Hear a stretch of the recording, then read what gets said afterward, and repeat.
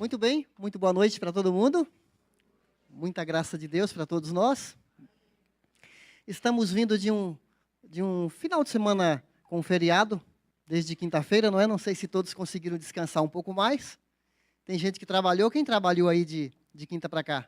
Aí, os proprietários aí que trabalharam, os donos dos negócios. Pouco de brincadeira, pouco de verdade também, não é? Mas de vez em quando eu falo para as moças da padaria lá no meu bairro que eu sou fã delas, porque é feriado, é Natal. Tem gente que trabalha sem parar, não é? E alguns de vocês aí, como levantaram as mãos, e como a gente precisa de vocês, e que Deus renove suas forças. E as nossas também, de todos nós também. E graças a Deus pelo mês de janeiro, né? Dá uma desacelerada na gente. Não é bom o mês de janeiro? A gente fica mais tranquilo, a cidade fica mais tranquila também. Mas as aulas estão chegando e a intensidade está voltando aí também. Então, vamos encarar. Vamos tomar decisões, resoluções. Nas últimas semanas, nós temos aprendido aqui a tomar posturas, decisões que vão marcar, que vão ajudar ao longo desse ano que a gente está enfrentando, esse ano que janeiro já foi embora, só faltam 11 meses agora. Passa muito rápido. E nós precisamos de boas decisões. Boas decisões. Já aprendemos sobre vida saudável. Tem melhorado a alimentação? Foi bom o que vocês ouviram? Bom ou não? Tem valorizado mais sua família? Nós ouvimos sobre isso. Tem andado mais pertinho de Deus? Não adianta a gente ouvir a palavra de Deus da mesma maneira que a gente vê essas revistas semanais, essa revista Época, a revista Veja, cada semana tem uma reportagem, não tem? Cada semana tem uma página nova. O que a gente aprende de Deus não pode ser igual a capa de uma revista que já passou, próxima, já passou, próxima, e aí não impacta a nossa vida. Não pode ser assim. A gente não pode ouvir a palavra de Deus da semana passada e é página virada. A gente nem está pouco se lixando com o que ouviu, que decisão que tomou. Não podemos ser assim, porque a palavra vai construindo, formando, formatando a nossa vida, para que a gente seja cada vez mais parecido com quem? Com Jesus Cristo, que é nosso modelo ideal. E hoje? E hoje? E hoje? Vamos ver. Esse é o tema de hoje. Cadê? Vamos ler juntos? Eu resolvo investir no reino. No reino dos homens? Não, isso aí a gente já investe o tempo todo. Reino com letra maiúscula. Reino de Deus. Você já é investidor? Sim ou não? Você já investe no reino de Deus? Tem uns devagar, então, alguns nem sabem o que quer dizer isso.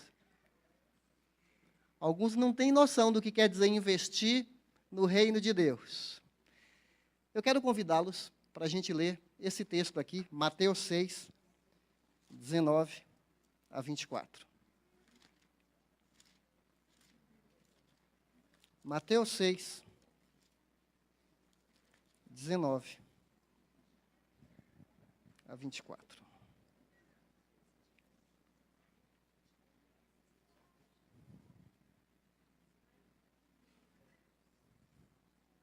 Novo Testamento, ajude alguém a encontrar, se está do seu lado aí.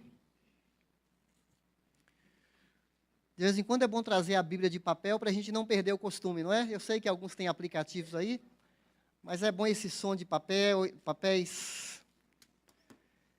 Às vezes o aplicativo falha, o celular descarrega, então é bom ter uma Bíblia de papel na mão.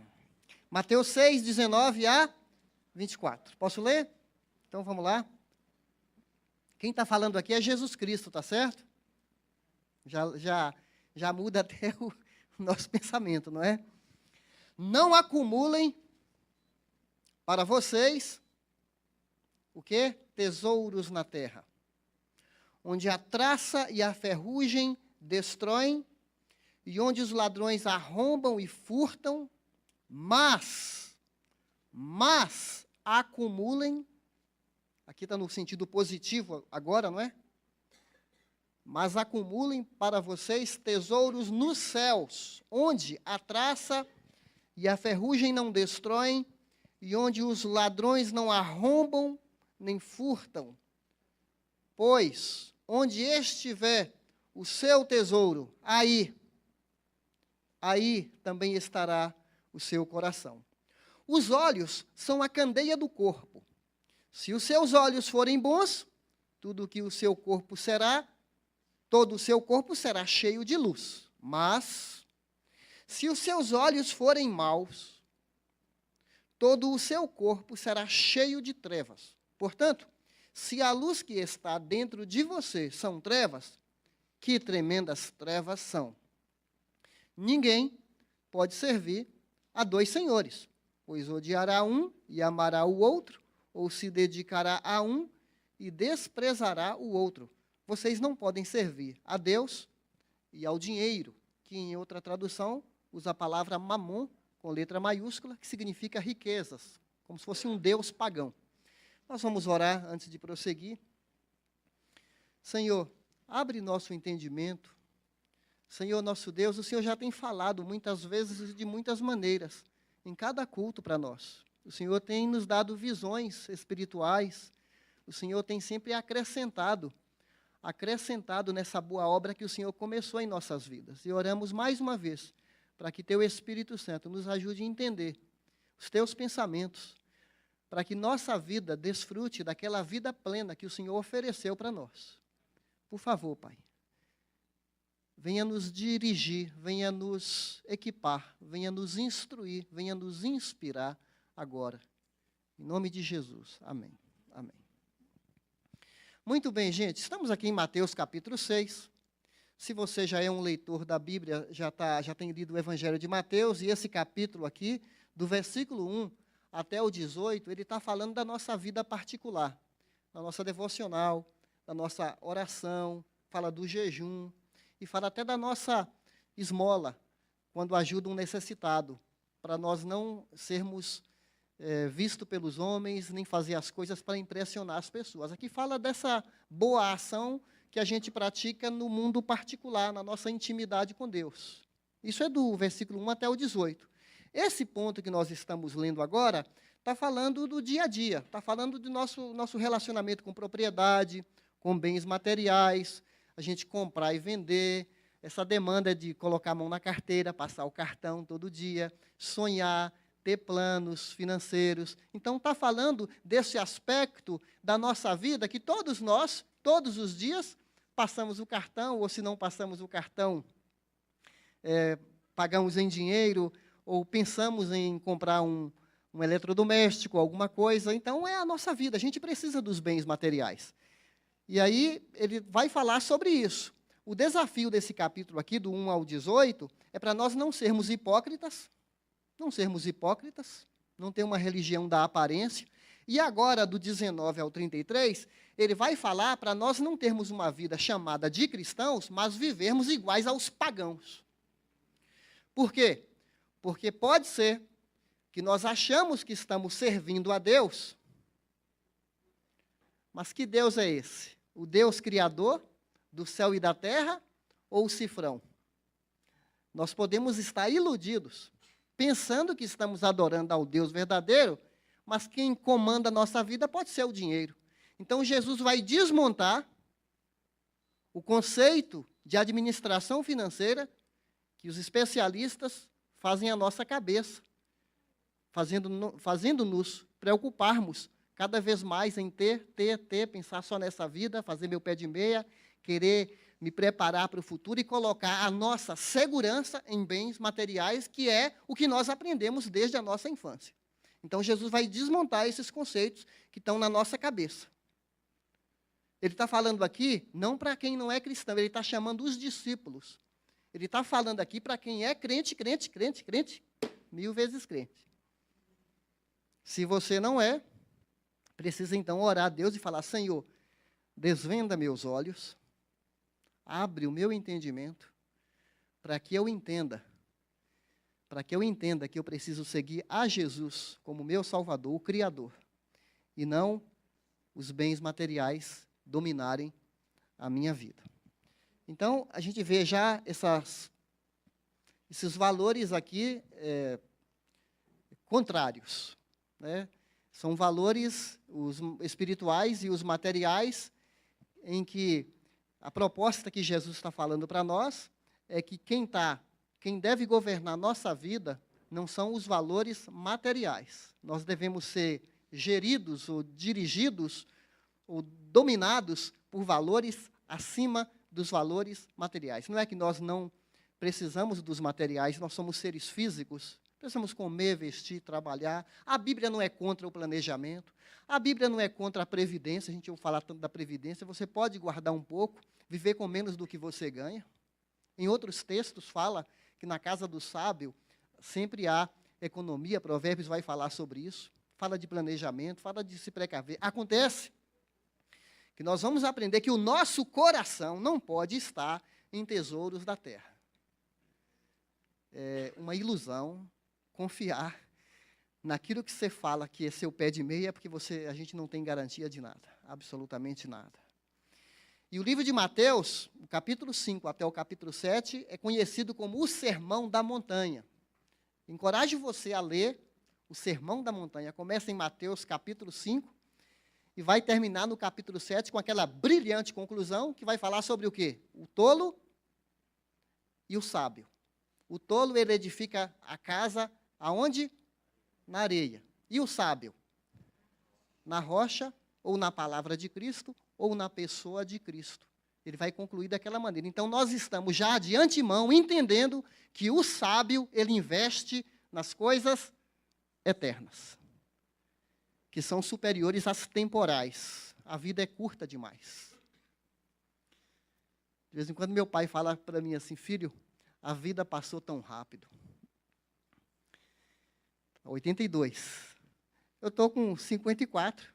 Dona Josefa, a vida está passando rápido? Mas só está bem jovem ainda.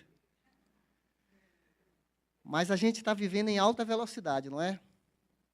E a Bíblia nos coloca que nós não vamos viver aqui para sempre. Nós somos peregrinos.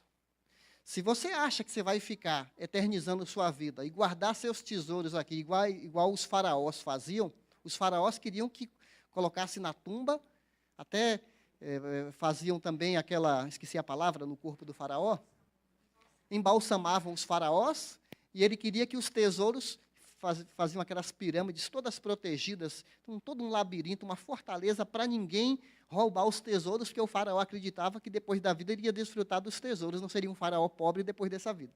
Mas depois saqueavam tudo e só encontravam as carcaças dos faraós. Eu já soube até de gente que falou que não queria que tirasse o dente de ouro da boca, mas infelizmente nesse mundo tem de tudo. Tem gente que roubava até a placa de ouro na boca de gente que morria com dente de ouro na boca. Então, isso existe até hoje, certos faraós.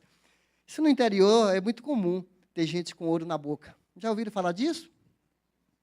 Eu tenho parentes que têm ouro na boca. Quando morrer, Deus nos acuda.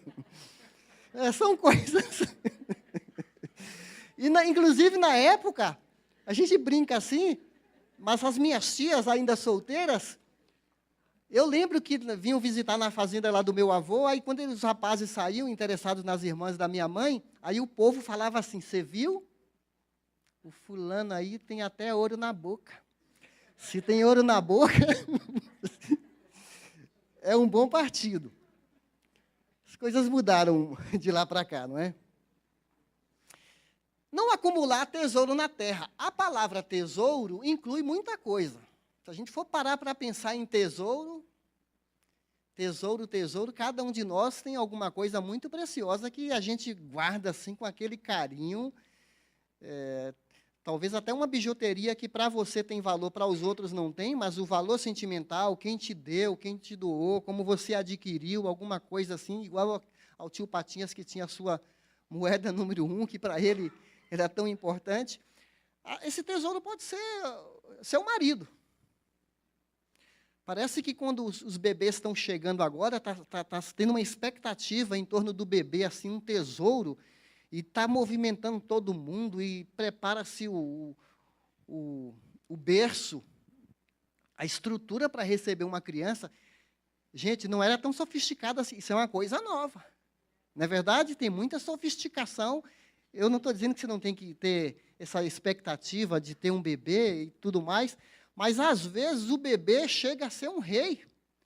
E todo mundo gira em torno do bebê, a vida para, e eu sempre aprendi, desde criança, que a vida continua, bebê pega carona numa situação que já existe antes do bebê chegar, e a gente vai criando o bebê e ele vai incorporando a nossa vida. A vida não para, a gente tem que cuidar dele, mas não ficar tendo como se fosse um tesouro assim, que até é maior do que Deus. Entende o que eu estou falando, não é? Às vezes a gente se apega muito às pessoas, se apega muito ao carro, se apega muito ao namorado. Aí não escuta mais ninguém. Não escuta mais ninguém. É o namorado, é o meu Deus, foge com o namorado, some com o camarada, vive vida de casal como se fosse, agora encontrou a América e tudo mais. Então a gente está falando aqui de que há certos tesouros, e a Bíblia não é contra a gente planejar, comprar, mas a questão é não colocar o coração nesses objetos ou nem pessoas. Tem pessoas pobres ou ricas que precisam dessa exortação aqui. Ou você acha que Jesus estava falando para gente rica? Era? Como é que Jesus estava falando para a gente? Era para gente rica? Oh, não acumulem tesouros na terra. Quem é que ouvia Jesus aqui? Aquela multidão. Era composta de quem? Camponeses, lavradores, quer dizer, camponeses e lavradores estão bem próximos. Servidor público. Quem mais? Tinha trabalhadores braçais, pescadores, estavam ouvindo Jesus. É para gente como a gente que Jesus direcionou essas palavras. Certamente tinha os ricos também, tinham religiosos muito apegados a bens materiais. Os fariseus eram avarentos, falam aqui em outras passagens, e precisavam ouvir isso também. Sabe, o cristão, ao olhar para uma passagem dessa, ele já entende essa convicção aqui que eu vou falar para vocês. Eu não sou proprietário de absolutamente nada. Nenhum de nós é. Se você tem alguma coisa, se você conquistou pelo seu esforço, pela sua inteligência, pela sua capacidade, pelo seu trabalho, não atribua a você. Deus te deu capacitação, condição para você chegar onde chegou, mas não é seu. Nós somos meramente administradores, gestores daquilo que Deus confia a nós. E um dia nós prestaremos contas da nossa boa administração ou não. Tá certo? Porque Ele confiou a nós. Tem até aquela parábola dos talentos. Deu 5 para um, 3 para outro e 1 para o outro. Aquele que ganhou 5, rendeu, multiplicou, colocou em movimento a capacitação que Deus deu para ele.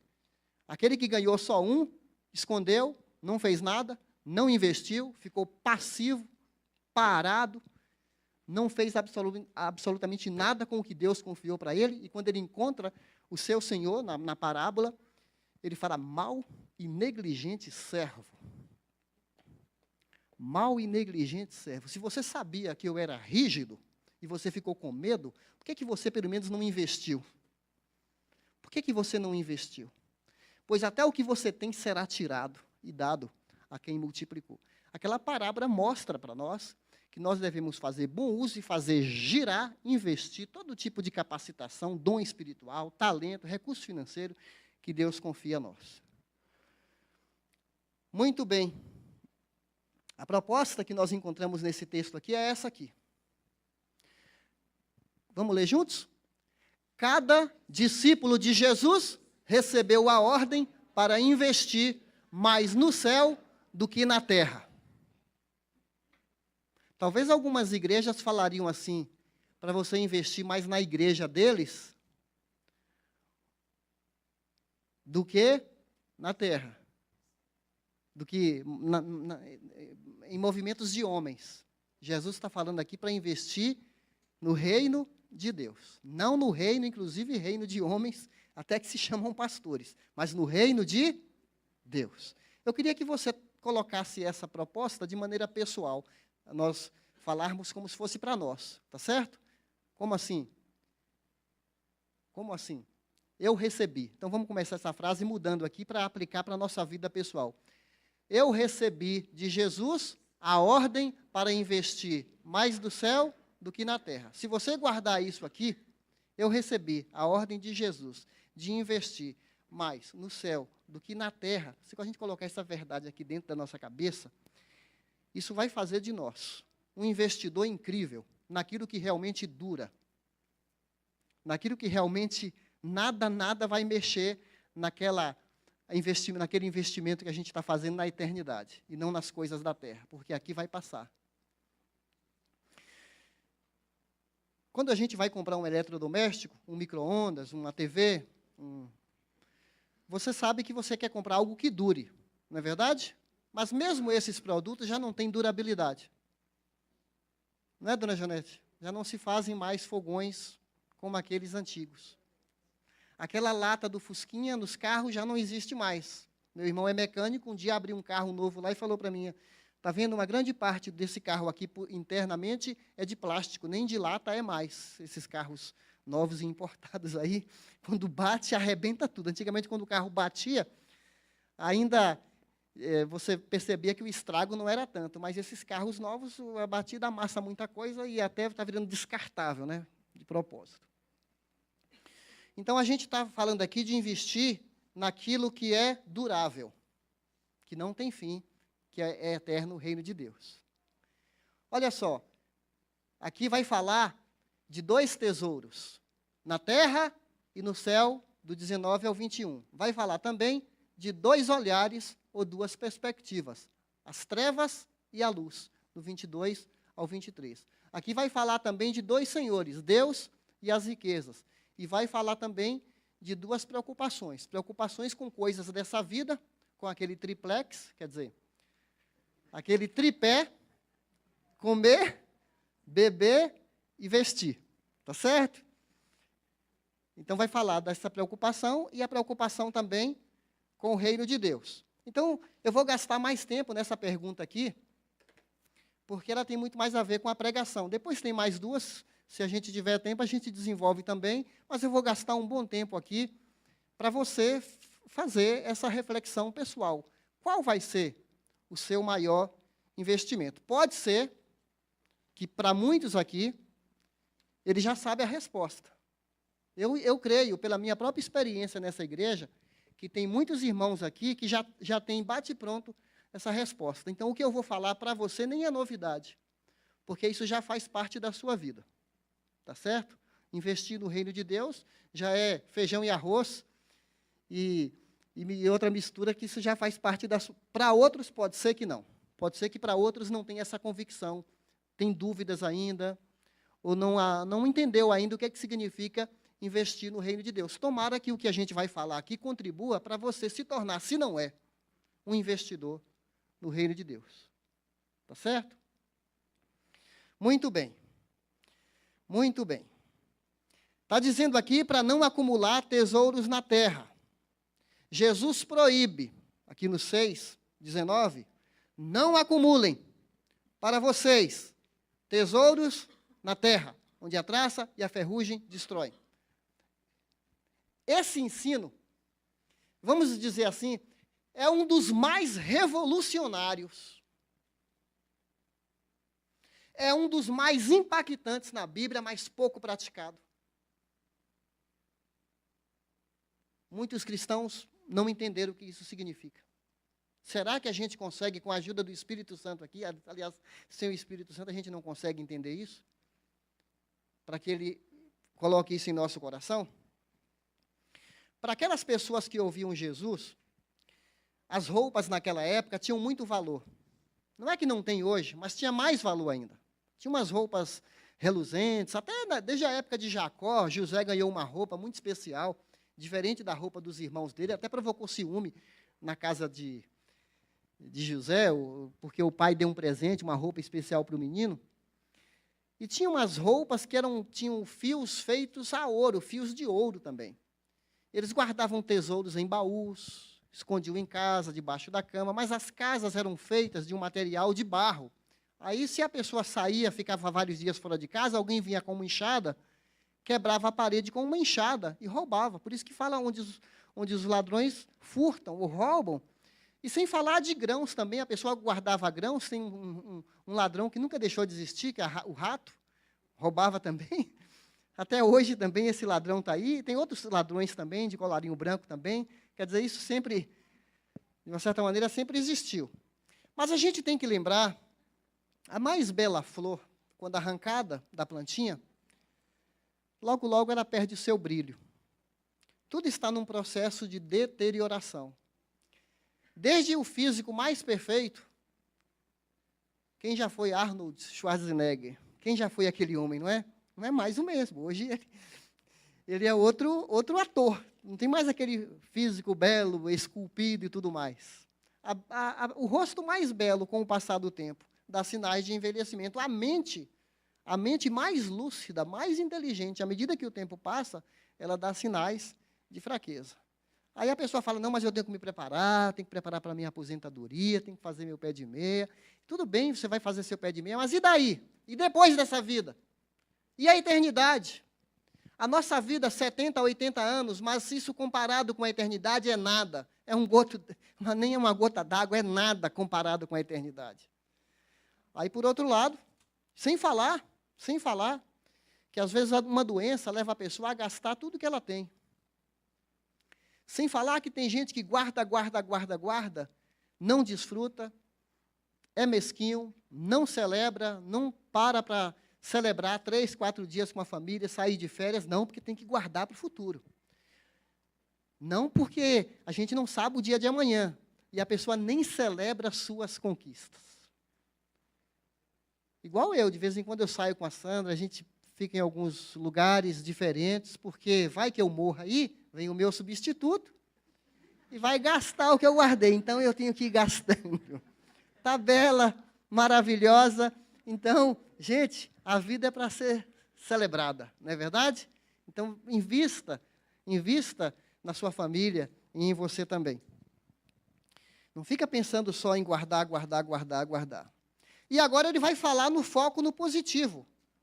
Não 19 é negativo, não acumule na terra, mas no 20, aqui é do ênfase positiva, acumulem para vocês tesouro no céu. E aqui entre nós, o maior tesouro, sem falar de investimento no céu, é Jesus Cristo. Essa pessoa de Jesus tão maravilhosa que falou, sem mim você não consegue fazer nada. A palavra é maravilhosa, mas o Jesus é maravilhoso também. Ele é um relacionamento. Ele é uma pessoa que nos acompanha nas idas e vindas. Ele está conosco. A pessoa de Jesus. Eu estarei com vocês todos os dias. Toda a autoridade me foi dada. Ele abriu mão dos tesouros dos céus para achar em você um tesouro para ele. Sua alma, sua vida é um tesouro que ele investiu pesado em você. Olha que ser maravilhoso. Que tesouro é esse? Jesus é um tesouro tão maravilhoso que ele contou uma parábola de um homem que achou uma riqueza num campo, um tesouro enterrado no campo, e a pessoa falou assim, eu preciso daquele tesouro. Sabe o que ele fez? Foi e vendeu tudo que ele tinha. A casa, a bicicleta, móvel da casa, roupa. Ele vendeu tudo para comprar aquele terreno por causa do tesouro. E Jesus fala assim é quando a gente encontra o Evangelho. Assim, quando nós o encontramos. A gente abre mão de tudo, porque Jesus é o nosso maior tesouro. A gente canta aqui. És meu maior tesouro. A questão é se a gente canta, e é uma convicção do coração, ou é meramente uma música que não tem nada a ver conosco. Essa é a questão. Porque às vezes a gente está cantando, és meu maior tesouro, e está pensando na carteira. És meu maior tesouro, está pensando na conta bancária que está acumulando, no seu investimento, és meu maior tesouro, e está aqui de olho no dinheiro. O amor está muito apaixonado, és meu maior tesouro, está pensando no namorado. Não é isso que está falando. Colossenses 2 fala, nele estão escondidos todos os tesouros da sabedoria e do conhecimento de Deus. Colossenses 2, versículo 3. Tem 3 investimentos, esse versículo 20, acumulem para vocês tesouros no céu, onde a traça e a ferrugem não destroem. Ladrão não arromba o céu, Satanás não tem capacidade de roubar nada de Deus. O apóstolo Paulo falou assim, eu sei Eu sei em quem tenho crido. Ele é poderoso para guardar o meu depósito até aquele dia. Tem 3 recursos, 3 investimentos. Palavra de Deus, povo de Deus e a pessoa de Deus. 3 investimentos que você pode aplicar, investir, sem medo de ser feliz. Cada real dado para que alguém conheça a Bíblia, cada real dado para que se implantem igrejas, cada dinheiro dado para a obra missionária, para alcançar pessoas que nós não conhecemos, esse dinheiro é um dinheiro que você investe e você jamais se arrependerá desse dinheiro. Porque esse dinheiro está indo na sua frente, para a sua conta. De uma certa maneira, é uma conta nossa aberta no céu. Eu creio nisso. Eu creio que é uma conta para nós aberta no céu. Quando nós comunicamos a palavra para alguém, nós estamos levando almas para o céu. A gente está investindo em pessoas. Cada trabalhador que está cuidando hoje da nossa igreja, das nossas crianças, cuidaram de manhã, estão agora à noite, eles estão investindo, estão ampliando o tesouro dele no céu, porque está servindo para Deus. Cuidando dos nossos filhos lá. E a gente tem que tratar essas pessoas com muita consideração, não com exigência. Eles não são pessoas pagas, não é uma empresa para você chegar, quero que dá papinha para meu filho aqui, ó. Não esqueça, hein? Ó, o remedinho aqui, eu vou cobrar, hein? Abre seu... Eles não são nossos serviçais, empregados. A gente tem que tratar esse povo aí, é assim, ó. Dá um presentinho de vez em quando e fala muito obrigado e que Deus te recompense. Porque é gente voluntário servindo a Deus. Gente que está na recepção, recebendo pessoas, no estacionamento. Gente que trabalha aqui durante a semana. É gente que está a serviço de Deus. Está investindo na eternidade. Você, no seu trabalho, está trabalhando para Deus, seus recursos, você está usando o seu trabalho para você promover o reino de Deus, você está investindo na eternidade.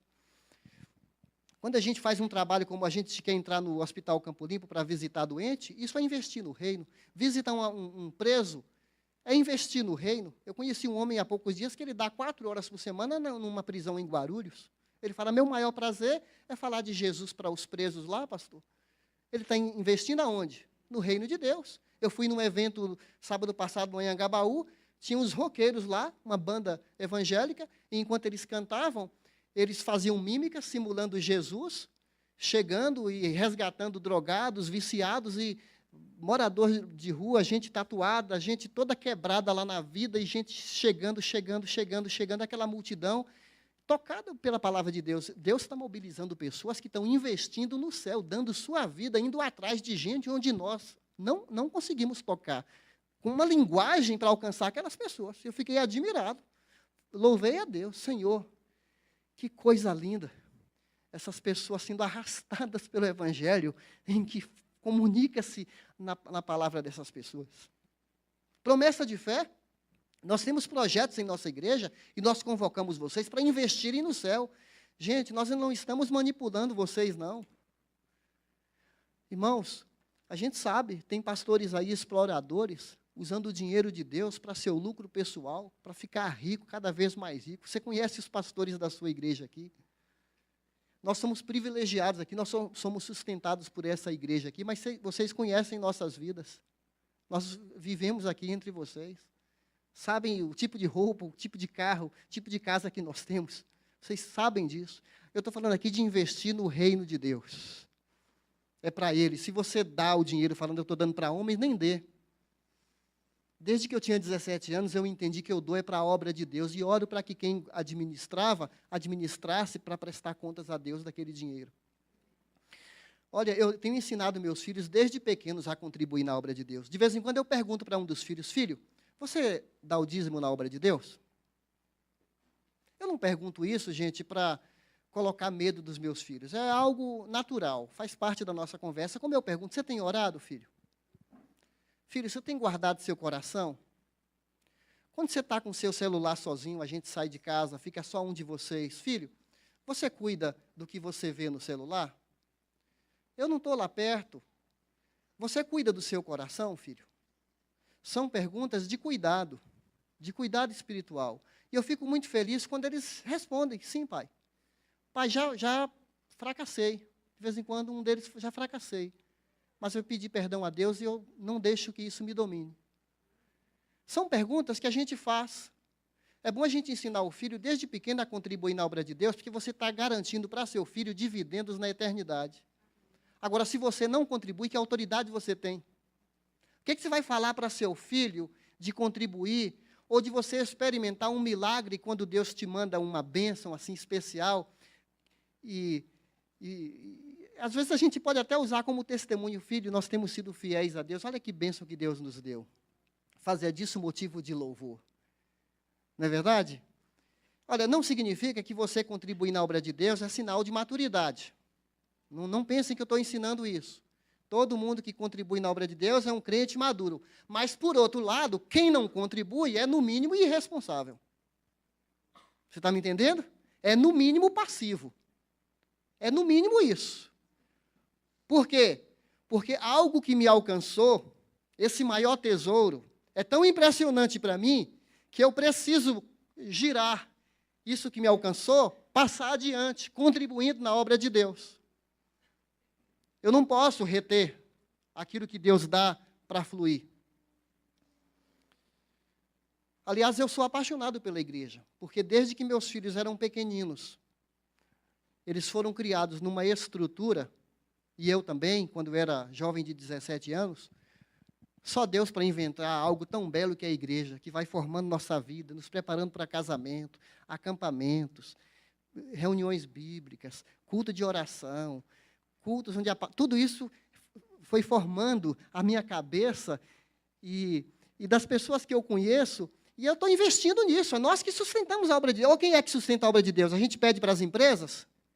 A gente vai lá e vai nas empresas, olha, sustenta esse projeto aqui comunitário lá da igreja. É assim que faz? Não é isso. Quem sustenta a obra de Deus é o povo de Deus. Nós que comemos dessa árvore, que cuidamos dessa árvore. Tá certo? Tem um provérbio que fala assim, quem cuida da figueira, Provérbios 27, 18, comerá do seu fruto. A figueira é a igreja. Você cuida dela, você é beneficiado. Você fala mal dela, ela já vai sofrer. Você vai jogar pedra na figueira? Vai falar mal da sua igreja? Você está jogando contra você. Agora, se a gente cuida, rega, aduba, sustenta, põe adubo, põe nossos recursos financeiros, você, seu filho, sua geração está sendo abençoado. Está certo? Agora, eu não participar da obra de Deus, eu sou, no mínimo, irresponsável. E pior do que isso, fala Malaquias, fala que é ladrão. É pesado aquilo ali, não é verdade? Eu entendo exatamente assim. Muito bem, o grande ponto aqui no versículo 21 é o nosso coração. Aí o bicho pega. Aí o bicho pega mesmo. Porque quando a gente fala de herança, olha o que Paulo falou. Não que eu esteja procurando ofertas. Isso é Filipenses capítulo 4, a partir do versículo 12. Eu não estou procurando ofertas, mas o que pode ser creditado na conta de vocês. Paulo não era um missionário que ficava falando, cadê minha oferta? Eu não estou procurando isso. Eu estou procurando o que pode ser creditado na conta de vocês. Até porque ele falou, eu aprendi a viver contente em toda e qualquer situação, tendo e não tendo. Mas eu sei que tem uma conta aberta no céu e eu torço para que você invista na eternidade. Essa é a questão que levou Pedro a dizer isso aqui. Bendito seja Deus e Pai de Jesus. Conforme a sua grande misericórdia, Ele nos regenerou para uma esperança viva por meio da ressurreição de Jesus Cristo dentre os mortos. Observe agora. Fique ligado. Para uma herança que jamais poderá perecer, macular-se ou perder seu valor, herança guardada nos céus para vocês que, mediante a fé, são protegidos pelo poder de Deus. 1 Pedro 1, 3 até 4. E aí fica a pergunta, no versículo 21. Onde estiver seu tesouro, se está lá no céu, está lá no céu. Se você tem um tesouro aqui na terra, você vai viver preocupado para cuidar, guardar seu tesouro aqui na terra. Sai que é meu. Ninguém tasca. É meu. Aí você vai ficar preocupado. E vai cuidar do seu tesouro aqui na terra. E olha, o seu investimento revela a sua paixão. Se sua paixão está nas coisas materiais, isso mostra onde é que está o seu coração, que Jesus tinha tratado já no capítulo 5, falando da cobiça, quando o homem vê uma mulher, tomar cuidado com o coração, com a cobiça.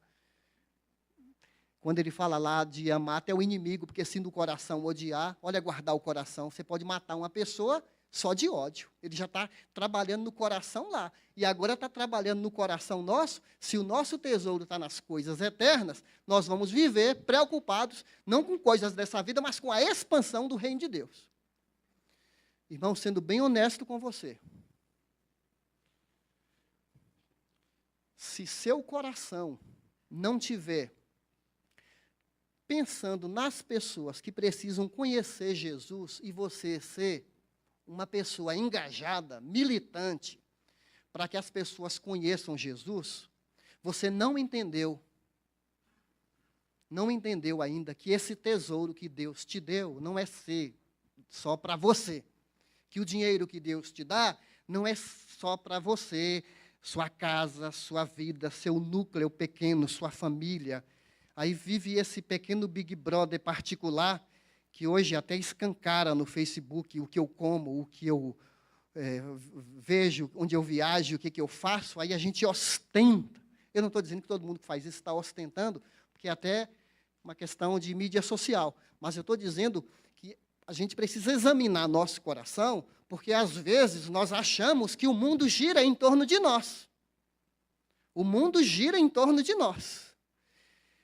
Por isso que ele está dizendo aqui que nós podemos planejar, a Bíblia não é contra isso, investir, mas se não tem o outro, se eu não reparto o que eu aprendo de Deus, tem alguma coisa estranha no meu coração. Eu tenho um recado aqui de uma pessoa, eu já falei isso de manhã, estou falando de novo, bastante do que eu falei. Então, vou dar esse recado para vocês, pessoas do Horto do IP. Ensine a essa classe média do Horto do IP, média baixa ou média alta, que não se orgulhem, nem confiem em seu dinheiro, que é incerto. Sua confiança deve estar em Deus, que provê ricamente tudo o que nós necessitamos para a nossa satisfação. Diga-lhes, classe média, baixa, alta ou classe pobre, do Horto do IP, diga-lhes que usem seu dinheiro para fazer o bem. Devem ser ricos em boas obras e generosos com os necessitados, sempre prontos a repartir. Desse modo, acumularão tesouros para si. Olha, tesouros para si, como um alicerce firme para o futuro, a fim de experimentarem a verdadeira vida. Quem disse isso? Quem disse isso? Paulo para Timóteo, 1 Timóteo, capítulo 1, 17 a 19. Eu contei de manhã que eu e a Sandra conhecemos uma senhora, já aposentada, que ela decidiu, ela falou, eu preciso desse valor para viver, desse X. Se passar desse valor, eu separo essa quantia e oro e peço para Deus mostrar uma pessoa que precisa para eu abençoar. Ela decidiu viver com aquela quantia para poder abençoar outras pessoas. É um coração desprendido, não é? Totalmente desprendido, que nos inspira demais a vida dessa pessoa. Como é que está o nosso tempo aí? Esse dia dá um sinalzinho aí para mim, tá certo? Onde que está o nosso coração? É a pergunta aqui, está no dinheiro, nos bens materiais ou nas coisas celestiais. Esse é um missionário que, se não me falha a memória, foi na Colômbia que ele dedicou a vida dele, faleceu lá, foi morto por índios, mas ele tinha um desejo de levar a palavra de Deus para índios canibais. Canibais não, índios que matavam quem entrava em contato com eles. Mas ele abriu o caminho com a morte dele e essa tribo inteira foi evangelizada. Ele, vamos dizer assim, ele pavimentou o caminho com o sangue dele. Mas olha que palavra linda que ele deixou, não é? Não é tolo aquele que abre mão do que não pode reter para ganhar o que não pode perder. Jim Elliot. É uma frase muito encorajadora dos missionários. Aqui está falando da gente viver pela fé. Sem fé, é impossível agradar a Deus. Ser cristão é uma aventura. É maravilhoso. É você investir num reino que você não vê, numa pessoa que você não vê, num tesouro que você não tem nenhum documento. mas você crê, isso nos alcançou de tal maneira, nos impactou de tal maneira, que nem precisávamos assinar documento. É no coração que nasce as mais profundas convicções de que nós pertencemos a esse reino. E aí Jesus vai usar 2 versículos aqui para falar, à primeira vista parece que não tem conexão, né, o 22 e o 23. Os olhos são a candeia do corpo. Se seus olhos forem bons, todo o seu corpo será cheio de luz. Mas se os seus olhos forem maus, todo o seu corpo será cheio de trevas. Portanto, se a luz que está dentro de você são trevas, que tremendas trevas são. Jesus está falando de visão espiritual. Espero que você tenha entendido bem. Visão espiritual. Se seus olhos forem maus, se você se julga cristão, mas o seu olho é impuro, é desconfiado, é um olho duro no sentido assim de não é motivado pela luz, aqui está dizendo que você é míope espiritual. Você não percebe o que está acontecendo. O olho bom corresponde àquele olho que é motivado pelas coisas eternas. Aceitou os ensinamentos de Jesus, ele é inundado com a luz, ele crê nas palavras de Jesus e abandona as riquezas da terra, investe no céu, porque sabe que lá é a verdadeira segurança. O olho mau, nas palavras de John Piper, ele falou, esse olho mau, ele não pode ver a beleza da graça, ele não pode ver o brilho da generosidade, porque ele ainda tem trevas, ele está cego. A luz que em ti há são trevas, em outras palavras. Se você sabe que Cristo proíbe de confiar nos tesouros da terra para a sua segurança, e mesmo assim você ainda continua confiando nas coisas da terra para a sua segurança, você é cego espiritualmente, e ele fala que tremendas trevas você tem. Pesado isso, não? Essa outra pergunta, e aí a gente está caminhando para o fechamento, quem de fato é o seu Senhor? Aqui no versículo 24, fala, ninguém pode servir a 2 senhores, pois odiará um e amará o outro, ou se dedicará a um, desprezará o outro. Vocês não podem servir a Deus e ao dinheiro. É interessante que dinheiro aqui se transforma numa entidade. O que é isso? Parece uma potestade, um poder espiritual, parece uma divindade aqui, um Deus criado pelos homens, o Deus dinheiro. Está em letra maiúscula. Por isso que fala mamum, é uma palavra de origem aramaica, que tem esse sentido de um Deus da riqueza. Interessante que esse Deus aqui pode ter o poder de escravizar a pessoa. O materialismo nos escraviza, sabia disso? O materialismo nos escraviza. Na hora do aperto, o que a gente vai decidir? Pelo investimento no reino de Deus ou não? Na hora do aperto, você vai assistir o jogo do Corinthians, ou eu estou exagerando bem agora aqui, só para brincar um pouquinho, né? Mas tem certos momentos que você vai falar, eu vou assistir esse filme. Eu estou investindo na minha vida espiritual ou não? Na hora de você fazer uma compra grande, você vai falar, eu vou desviar o dinheiro de Deus para comprar, para fazer essas prestações ou não? Naquela hora, vai mostrar se seu coração está firmado nas coisas de Deus ou firmado nos seus interesses particulares. E a pergunta número 3, qual será seu estilo de vida? Qual será? E aí Jesus fala 3 vezes, vamos ver aqui, no versículo 25. Eu não vou ler o texto inteiro por causa do tempo, mas só essa ênfase, versículo 25. Portanto, eu digo, não se preocupem com a sua própria vida, quanto ao que comer ou beber, nem com o seu próprio corpo, quanto ao que vestir. Não é a vida mais importante do que a comida? E o corpo mais importante que a roupa? Jesus usa de um argumento aqui que se chama do maior para o menor. Se Deus nos deu a vida, que é muito maior, Ele não vai cuidar da nossa comida? Do nosso vestir? Então é um argumento assim, do maior para o menor. Se Ele cuida do mais importante, que é dar a vida para nós, como é que Ele não vai cuidar? Então, a primeira dica que Ele fala aqui, não fiquem ansiosos. Tem uma tradução que fala, não fiquem ansiosos quanto ao que eu comer, quanto ao que vestir. Também ele usa um argumento do menor para o maior. Qual é o argumento do menor para o maior? Observai os passarinhos. Os passarinhos não são filhos de Deus. Os passarinhos e as plantas são criaturas de Deus. Esse argumento é do menor para o maior. Se Deus cuida dos passarinhos, quanto ao que eles vão comer, o pardal não acorda de manhã. O que eu vou comer hoje? Que dor de cabeça, eu tenho que trabalhar para poder comprar. Você nunca viu uma sabiá cantando um cântico triste, deprimido? Sabiá geralmente está feliz da vida, o bem-te-vi, está todo mundo feliz, porque sabe que Deus está cuidando. Ele está usando essa comparação do menor. Se Deus cuida dos passarinhos, quanto mais dos seus filhos. Então, não fique ansioso.